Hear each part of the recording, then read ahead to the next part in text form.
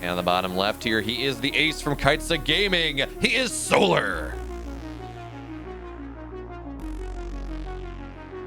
And in the top right side, nobody thought he would be here, but here he is. Could he go out as the first player? Dragon Phoenix Gamers. Rogue.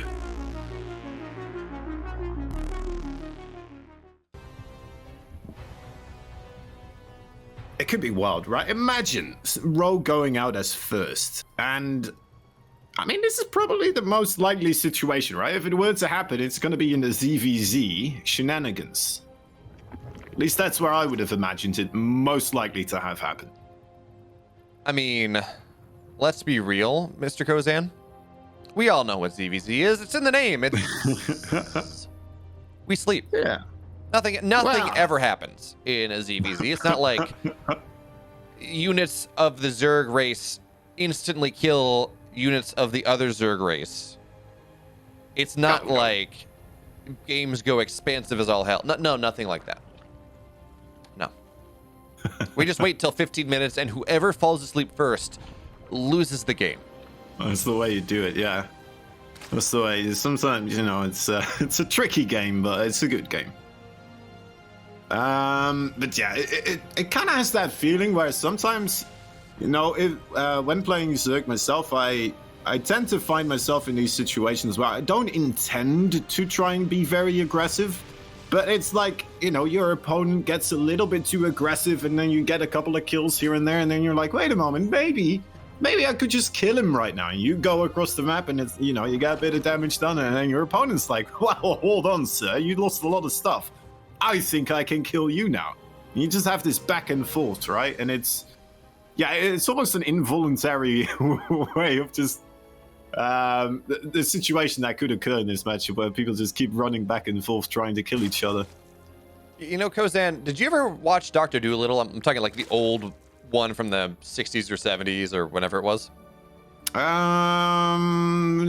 Which one was that? Who was playing in it? Dr. Dolittle. Yeah, I think I did. The old one, like not. I think they made a new one. What's that guy? Jim's playing in it, right? No, Jim Carrey. No. What's his name? Another one? Iron Man. Iron Man was playing in it. Yeah, he played Dr. Dolittle, the new one, which I didn't see it. Really weird. What's his name? Robert Downey Jr. Yes, thank you. Really? Oh, yeah, wow. I think so. I didn't know. The old one is like Gene Wilder. What?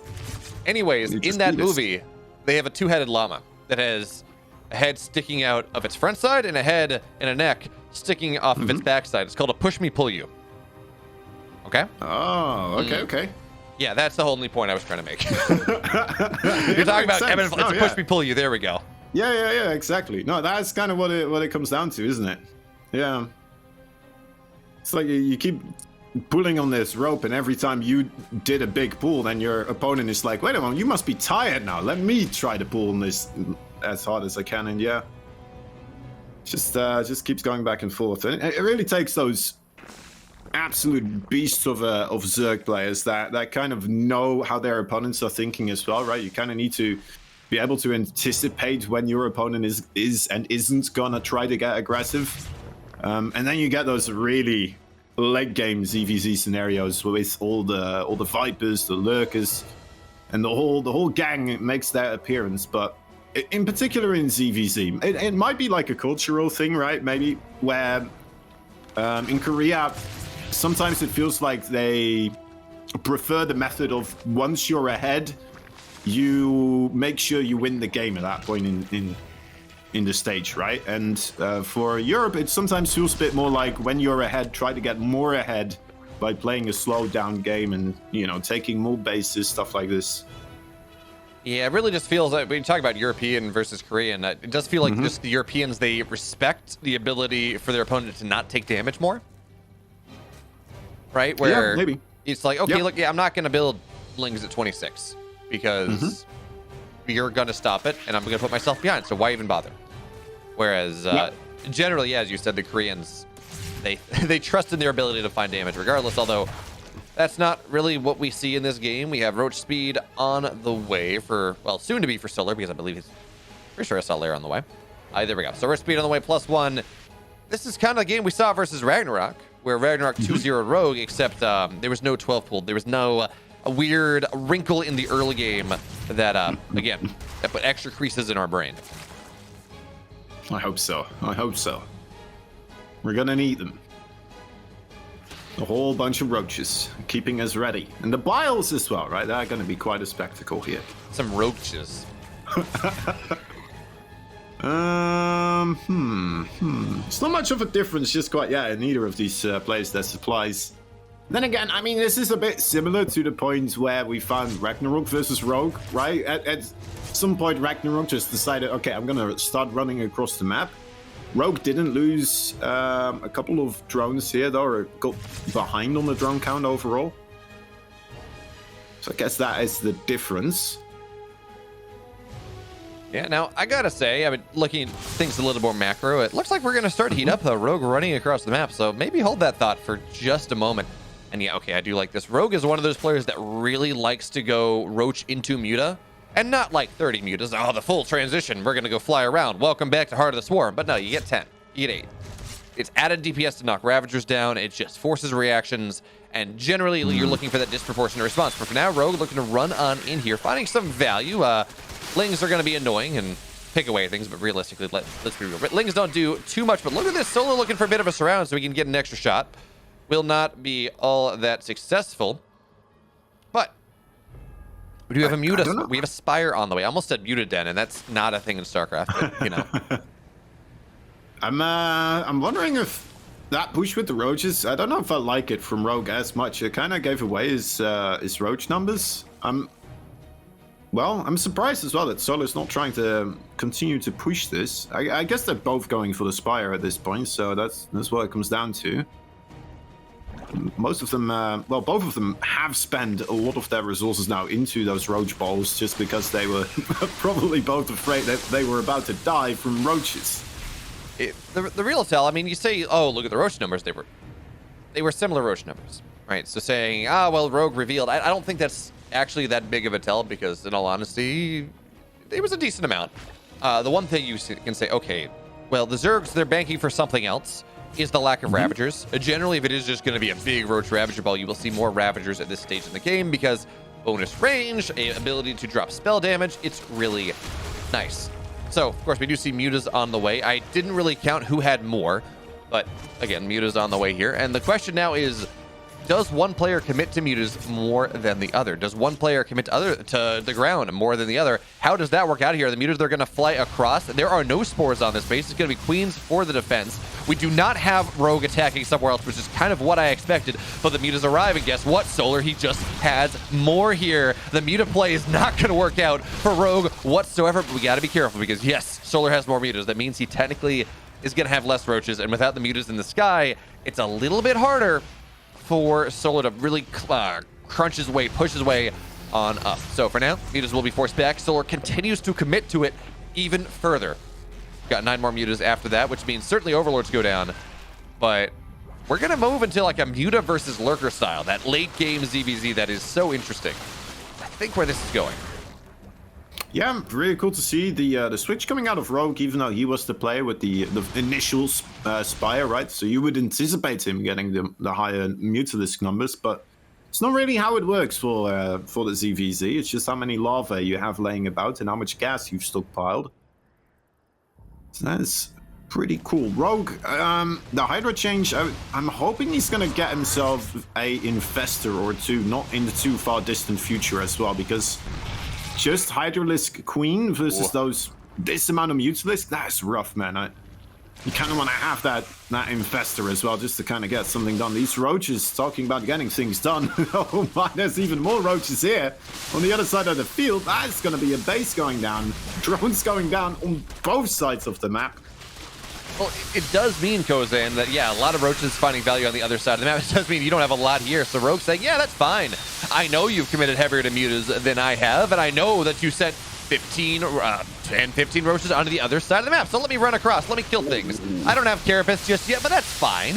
I'm going to kill 2 of your bases, and I'm going to kill a lot of workers. And sure, maybe eventually I'm going to die, but probably I'm going to be able to run away. So Solar, he's going to be pretty soon on 2 bases. I think this is going to be the 3rd hatchery that dies in the last 30 seconds. And yeah, sure, tech is good. Killing off this army of Rogue is good. But if he can reinforce, if he can buy the time that he needs, it is going to be a really difficult game for Solar to play. But for now, I mean, he's up 30 army supply. The counterattack is going to be terrifying. Rogue can't make Hydralisk right now, so he's going to have to rely on either his own Mutalisk and the Hydralisk that he has. Luckily, it looks like he managed to get quite a couple of them before it bled out. I had to remake the infestation pit as well. So yeah, are you going to get this much? How many spore crawlers are around? You can fight spore crawlers with this amount of Mutalisk, right? If it's just one spore crawler, you can be pretty fine with that. Oh, you gotta be careful. Yeah, don't fight those. Yeah, that's not what you want there. It's amazing that Rogue has kept these 3 mutas alive. They are the entirety of this game. They shouldn't be alive. They should not exist, but they're still there. They're still finding a little bit of value.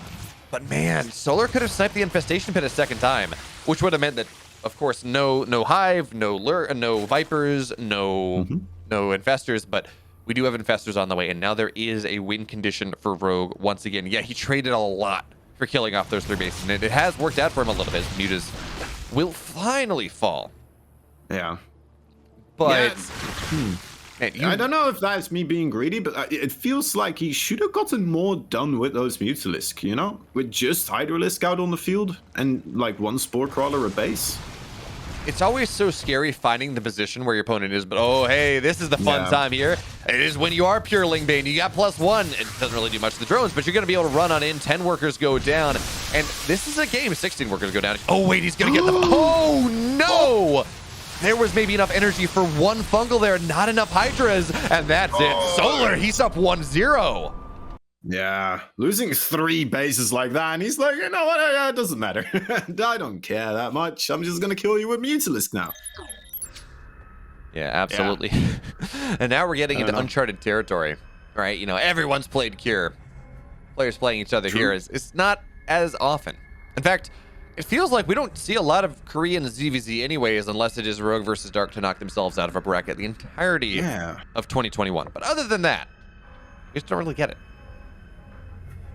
That's true, actually. I'm trying to think back, but maybe it's just because you forget about them that quick, you know? Well, I don't want to be rude to the Zergs out there, but yeah, it's the similar for PvPs in a way. At least for me, it is. It's just, a bit more in a similar taste each time I watch them, right? It feels more like the same plans are being carried out over and over again in a way. Does that make sense? Sure. We'll go with it. Yeah. All right. Thank you. Well, so far, both of them going for the hatch first, afterwards the spawning pool, getting some more drones out there on the map. As, you know, Rogue actually not going for the golden base this time around as well. That's something we saw him do against Ragnarok, but this time around, playing it a bit safer. So, he's definitely making adjustments. Man, Kozan, I am so glad to see Rogue not going for that. It feels like I've seen this a couple times from him recently, and every single time he just gets punished super hard. And it's like, well... You know, should you have done that? Probably not, Rogue. Come on. Don't be that greedy. Don't be that greedy. In theory, gold base is always better than a blue base.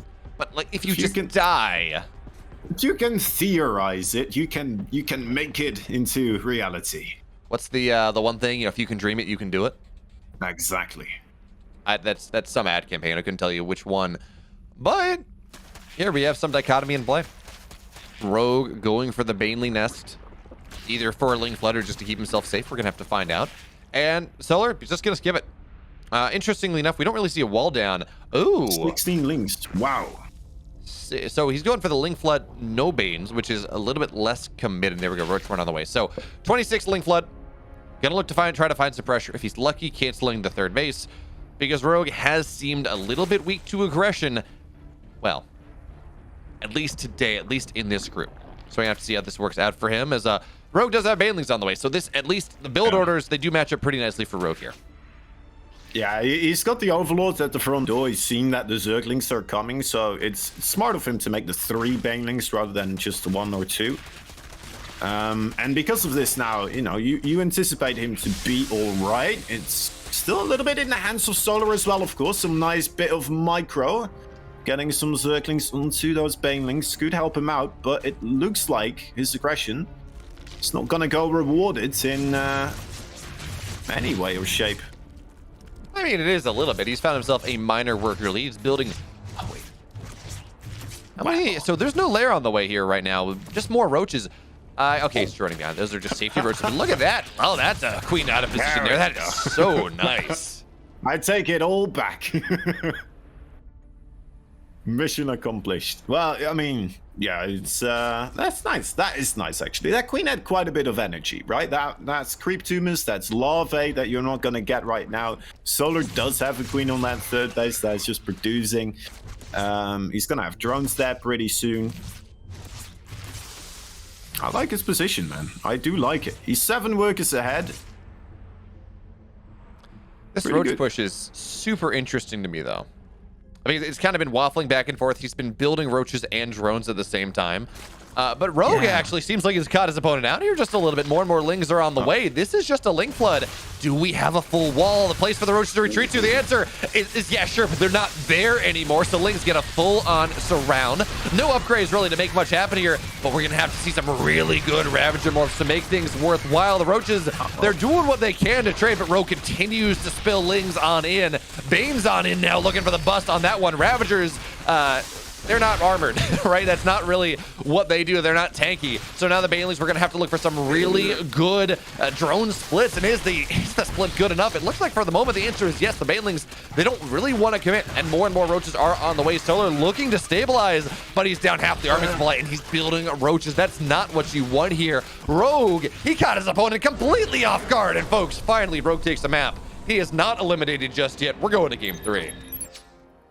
Yeah, you know, Kozan, last King of Battles was us, or at least those of us on NA time, getting up really early to cast things. All right, we lived on the G Fuel. You know, at least I did, because I'm running production as well, so I had to get up even earlier to make sure everything was good. And so yeah, I was running on the G Fuel this time. Well, it's only fair the players get to run on G Fuel too. They get to experience the glory of G Fuel. That's their turn now. This is how we get the players to buy, the sponsor of the tournament. We get them to play at 5 a.m. We can promise you at least 16 purchases of G Fuel that you should sponsor us. There we go. This is how committed we are to our sponsors, guys. I feel like there must be some other sponsors out there still looking at this now and thinking to themselves, wow, that is quite a commitment. That's right. It's just what we do. It's who we are. Gets the bread on the table. So Solar went pool first this game. I don't know whether he's kind of expecting a 12-pull drone pull or early aggression, or well, he just wants to make his presence known. But for now, he only built 2 lings. Yeah. Yeah. This has just got to be to avoid the scout, right? He's not expecting there to be some sort of weird proxy hatchery or something. Proxy, no way. Yeah, this is just avoiding the scout. Okay. Yeah. Yeah, going for the spawning pool first on this map might be because of the shorter distance and stuff like that. It's pretty short, so would make sense, right? If you are gonna do a cheese like that off of the 1 base, this could be a good map for it. Pull the drones, build a couple of spines across the map. You can dig out that mineral patch, make it even a little bit shorter for reinforcing links. The 1 or 2 that could arrive. So lings will not get much in. They say, okay, well, there are lings, there are queens. It's not really much of a scout, though.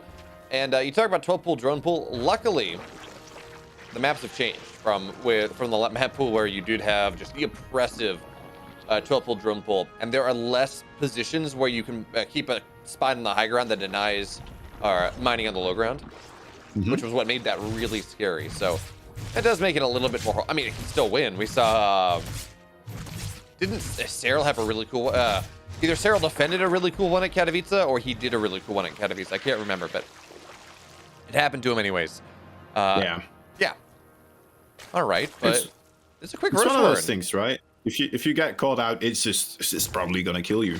If you unless if you have the perfect control at that point in time. Both of them going for quite an influx of these Zerglings at this point. Around the third base. Yeah, there's gonna be an attempt. This is kind of an off time here. I think we see something kind of cool here from Solar, because look at what he's showing at the front of the base, right? There's the Roachborn. There is a wiggling Evo chamber. What does that tell you? It tells you that it's going to be roaches. But if you just flood lings behind that, well, Rogue's not going to be expecting it. Now, of course, this is only 2 base, so it's hard to get the proper larva. But Rogue now flooding lings as well. These are weird games. This is not how ZVZ is normally played, but it's how we're going to see it played right here, right now. Solar going back into drones behind that, but Rogue is going all in with a bunch of lings. He has Carapace on the way. We may see a Roachborn go down eventually, but Carapace versus no Carapace makes your ling is much, much stronger. Oh, so much more terrifying. They survived the Baneling shot as well at that point, so you can kill 2 Banelings with a single Zergling, which is ridiculous.